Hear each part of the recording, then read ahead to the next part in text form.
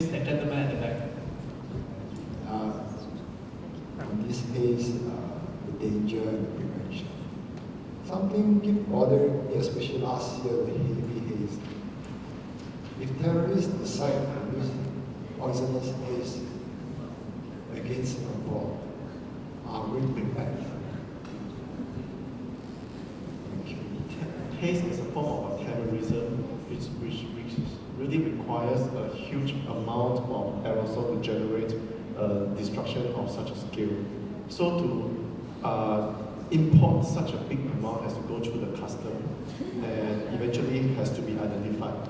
If they want to release in the places whereby they are a custom lax area or countries with a lax custom, which is some countries away from us, then you need an even larger amount, which is even bigger than the size of Singapore, to release the kind of chemicals out. But you kill off the population in the source first already before it reaches Singapore, diluted by the rain and all the items. So it's not a very economical way of terrorism for the terrorists with limited resources, I would say. So definitely that kind of theory is still valid or still a concern. But then when it comes to prioritization, priority, right? Then that's when you have to find the commonest way that terrorists actually come to try to penetrate Singapore and cause some form of sabotaging impact. So, so that is where that actually will lead it to the MHA to actually identify which are the priorities that they need to identify. I think firearms and all those things will have to be the first one to screen off. Then only we can think about this type of large-scale mass destruction. The best way of actually destroying Singapore is just a bomb, palm, that's it, right? Yeah, so that actually should be the first thing that you should invest in trying to eradicate first. Haze, I think it's not a very economical way of creating the kind of panic. I can sleep well now. So basically, you need burning at a really massive scale for them to be able to float up and be transboundary, be able to port the haze over to Singapore. Are there any questions? More questions? Please do not be shy. Okay. If there are no questions for the time being, can I ask Lee Cheng, what is the forecast or prospects of this year's and the near future's haze? Last year I recall that the haze started sometime in June. Of course, it's overstayed for several months, and we are really relieved and happy that the haze isn't coming to us this year. But what is the forecast? Are they going to come to us later on so that I can stockpile N95 masks at home? I think we need the crystal ball, right? Unfortunately, I do not have the answer, but I think our Met station may have some view over the burning, how the extent of the forest fires around the region. So if there is anything, I think NEA would be doing the alert. Right now, I do not have the answer. I seriously do not have the answer, but if you see the forecasting that NEA, our Met station has been doing, they have been quite good in, you were saying they like, you like the forecast, the 24-hour forecast for the next day and all that. So they do have data saying all these things, but so far, we haven't heard any alert. Now, Lee Cheng is also an expert on dengue and chikungunya, right? So, there's some urban myths, or maybe somebody has been saying that, hey, will the haze chase away mosquitoes? Because if you recall last year, we had a double whammy of having dengue mosquitoes and having the haze.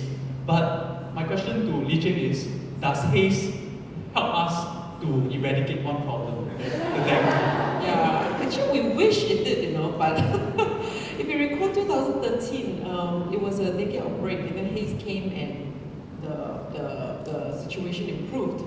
the dengue situation improved with haze. So a lot of people say, hey, it must be because of haze. There was this incident, I don't know whether you remember. So the answer is actually no. There is no evidence. There are many occasions where there are haze and we still have dengue.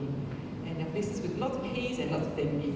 So that may be coincidence or maybe just influencing behavior of people. You know, a lot of people stay indoors, so we don't know why it crashed. But the answer, we have done some analysis and there is no correlation. So dengue is driven by the mosquitoes that are mainly bred in the urban setting, which is in your home. So go back and check tonight go back and check, make sure there's no breeding habitat, okay? No stagnant water. So, alas, the haze isn't a natural fumigation method to chase away mosquitoes. Any questions?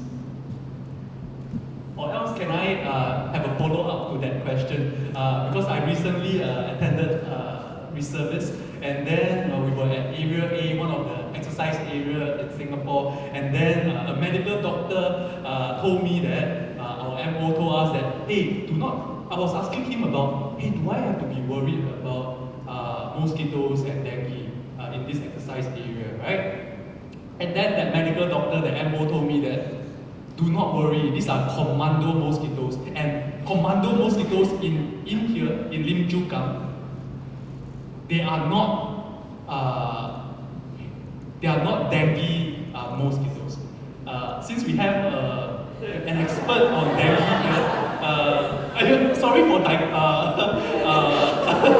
digressing a little bit, but can I ask this question to DJ? No, it's perfectly okay because it's all public health, right? We're all talking about public health, very associated, haze and dengue, that's why we do both. So that your commando, your MO is quite right. The mosquitoes that are in the forest, they are the Aedes albopictus. In fact, they are also black and white like the dengue mosquito, but they don't carry dengue very well. They don't transmit very well. So the one that transmit very well is Aedes aegypti. Black and white mosquitoes, same, and they look the same, so you may be confused. You may think they're the same, but if you look carefully and if your eyesight is good, you can actually differentiate them. So Aedes aegypti is an urban mosquito. This mosquito uses your home as it is adapted to the urban setting. So it's in concrete. If you look at the your Moseley 5-step, you remember what are the 5 steps? The 5 steps, if you recall, it's all artificial containers. All right, they're always artificial containers, roof gutters, pails. And because Aedes aegypti has adapted to this kind of habitats, they like artificial habitat, not your camp type of habitat. They do transmit, but not very good, albopictus. Yeah. So if you look at certain countries like Hong Kong has no dengue. Okay, why? They also have the black and white mosquito. The black and white mosquito is the one in the forest, albopictus. They do not have Aedes aegypti that we have. Yeah. Any more questions on mosquitoes? No? I would like to make an additional comment with regards to the air purification device that we sold in the market. So far, with all this mini filtration portable air cleaners that's been sold, they are rated in terms of their initial performance. That means a brand new unit. So we do not know what happens over the long term. We have data that show that a portable air cleaner is based on HEPA technology. We artificially load it on a normal indoor pollution situation. At the filter half-life, the performance of the HEPA-based portable air cleaners decreased by as much as 40%. This is under an indoor pollution load. So you can imagine under a haze-like situation where the pollution load is much higher. At the half-life, I would assume that the performance degradation will be higher than 40%. So what this means is that you need to replace the filters more often, more regularly. Likewise, your filters that you put inside your air handling system, it needs to be replaced regularly during a high pollution episode.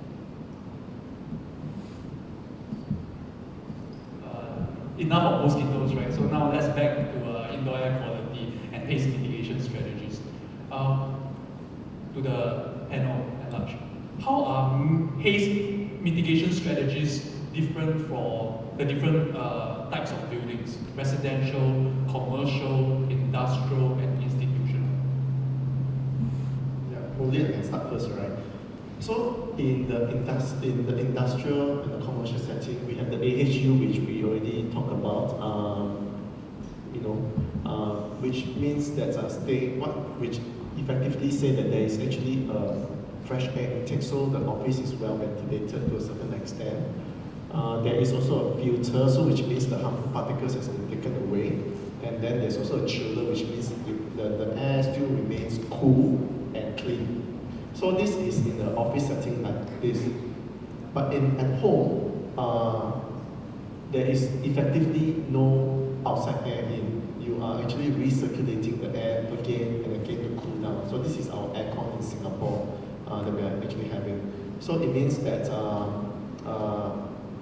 the air is not ventilated, the carbon dioxide builds up, and then there is a competition for oxygen in the room, especially when most people are at home and then the windows and doors are all shut.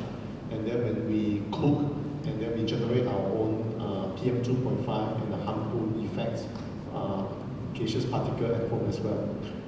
So it actually generates an environment at home that is worse off than office. Yeah. So sometimes working OT in office might be better.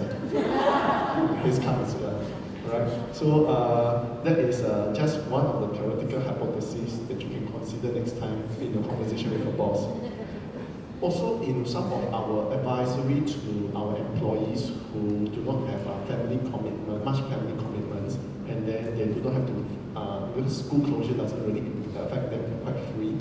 So they will ask, work from home or work from office? Then we will generally say work from office. Yeah. In any way, it saves electrical bills for your home as well, right? Yeah. So work from office, the air is generally cleaner, also fresher, as compared to home. Again, we are choosing a situation of lesser evil. Okay? So this is how you actually identify. So in the period of haze, I would say the office environment can be better. But it depends on what office. If it's a very old building, then the air handling unit and the filter system, like what they say, right, MERV rated system, they might not be as good, So what happens is that you are actually getting, because all this ducting, they travel hundreds of meters before it comes to you. And if they've been there for 20 years, so you get molds inside the ducts also. And a lot of bacteria inside. So when the air blows, then suddenly you can smell like, it's very, very smelly, stuffy in some of the shopping centers, very smoky kind of smell. Yeah. So it also depends on the building. And there's also some shop houses which I would like to draw from the example that she told me earlier also. There's some shop houses, then they become the shop, they don't have the external air coming in, so they're using circulated air as well, so it's as good as home environment. So these are the considerations that you need to understand. So it's a bit of engineering background and some common sense, and you realize that actually it's not as straightforward as this. Just have a bit of a theory that embedded in your head, then you make your own decision accordingly. I think that's it. Thank you. I think in the office buildings, I think there's better opportunities for designers, for architects to incorporate the latest technologies to remove the pollution coming from haze. So we have the MERV-rated filters, but some of these filtration technologies do allow some of the pollution through them. And in the office space, there are many technologies that you can employ to remove passively this pollution through passive burner technologies that you can put in on the walls that can passively absorb this pollution coming from in the air. And in the home as well, I think one of the ways that, a very simple ways of reducing the infiltration of air coming in and also to prevent the ingress of outdoor pollutants coming in is to tape, to tape the gaps between the doors and the windows. We talk about infiltration as one of the ways of the air coming in. So if you seal the doors and the windows, the gaps, that will help a lot.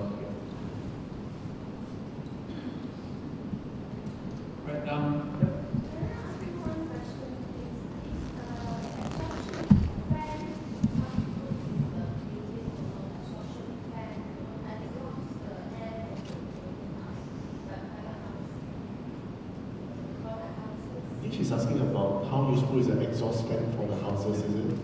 Inside the houses that extract the air out from the house.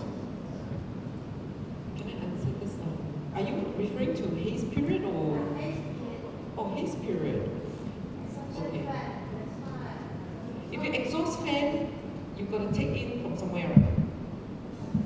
Huh? If you exhaust fan, you use a throw fan, you throw the air out from your room. Then your room will be lack of air.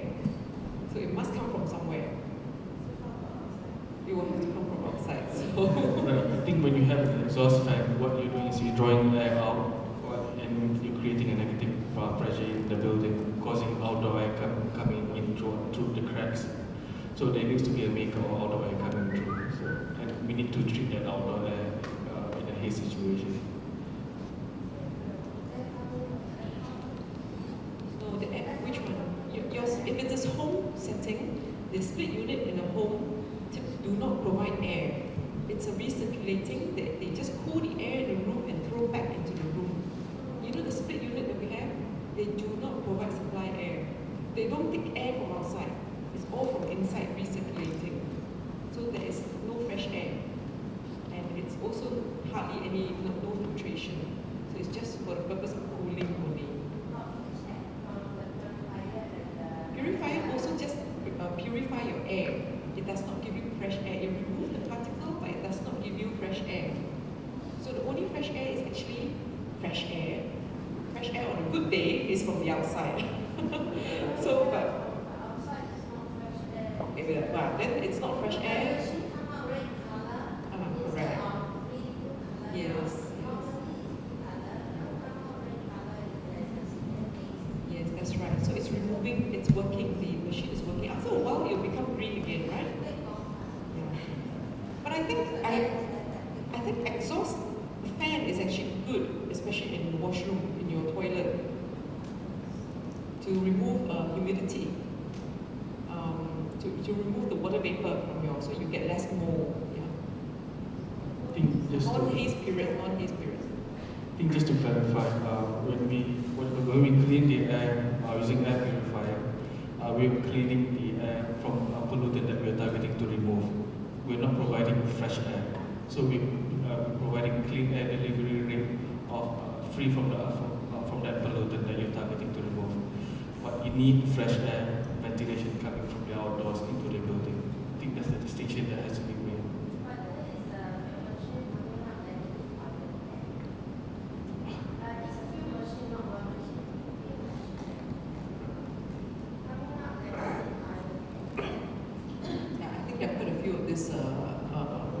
Around. Yeah, there are many machines out there with negative ion, with plasma, but as we mentioned, the most important one is actually HEPA filter. Yeah. So I'm glad that we have had a good discussion. Okay, perhaps we still have time for one last question. Thank you. Gentlemen over there, please. I have two questions. This is the first one. Alright. So a quick one to Dr. Ng. Considering that the PM2.5 particles are also produced by industrial activities, I'm just wondering, is Singapore's decision to concentrate production, especially heavy production, primarily in the West, advisable? Second question is to Dr. Zubrani. This is tapping our expertise in Canada.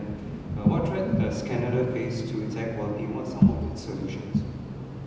Sorry, I couldn't hear. What threats does Canada face in terms of its air quality and what are some of its solutions? First question is, did you say what is Singapore doing with the PM2.5 level in the West? Okay, yes, PM2.5 actually is produced from many things. It's not just industry. Your cars, your vehicles are all producing all these particles. So I think in order to address this issue is a holistic approach, taking care of high exhaust. Singapore is pretty strict on that. So with all these measures, and industry is okay, provided there are measures to limit, to regulate. All these are regulated so that they don't throw out untreated air. If you produce particles, you must treat them before you exhaust them. So in all this effort, I think Singapore has managed to keep our PM 2.5 in the normal days pretty okay, not perfect, but at a low level. Yeah. So I think for Canada right now, the focus is trying to mitigate the effects of climate change and air pollution. Specifically, when we talk about air pollution, we're talking about outdoor pollution as well as indoor pollution. For outdoor pollution, you probably read the news of the recent fire in Fort McMurray. So that's one of the measures that we are trying to address, trying to reduce air pollution coming from the outdoors and the outdoor pollutant coming in. And we develop technologies how to provide good clean air in the indoor environments as well. So it's a combination of activities involving not just air cleaning but also ventilation and selection of building materials as well. So we have a large laboratory, national lab that address these three main features to improve indoor air quality: materials emissions, ventilation, as well as air cleaning technologies. So the idea is to provide good clean air for Canadians and also to maintain that the outdoor pollution is kept low. And as you know, in North America, there is occasional fires, forest fires, because during the summer months it can be very dry, and all you need to do is just a spark, and there's going to be forest fire. So these are the things that we were looking at.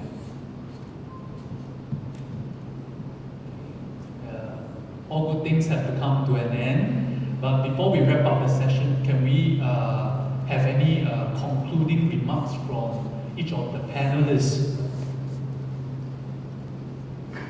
I think I observed the haze situation recently from abroad, and I do follow very closely from some of my colleagues, and it's quite remarkable that you guys have been exposed to such high amounts of PM 2.5, and it's still made it through. And there are very good advisories, and I have to comment that those advisories by the government, they are in line with most of the advisories in North America, and I think you guys have a good job here over here.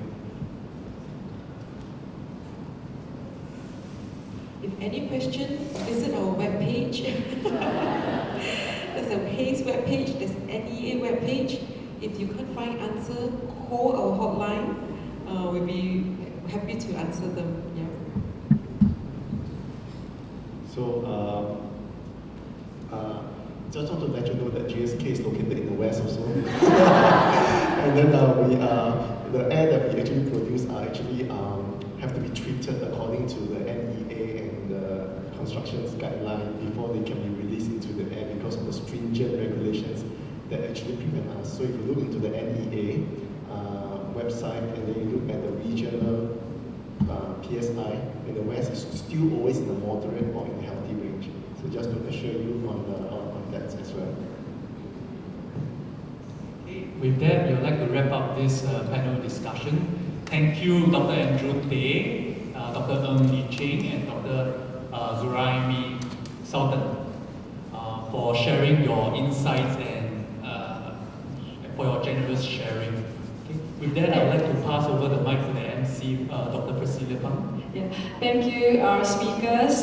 Thank you, our moderator, Dr. Liu Pei, and thanks to all of you for coming to join us this evening. Our next panel discussion would be on food safety, and that will be in October, so do join us. Thanks everyone, have a good evening.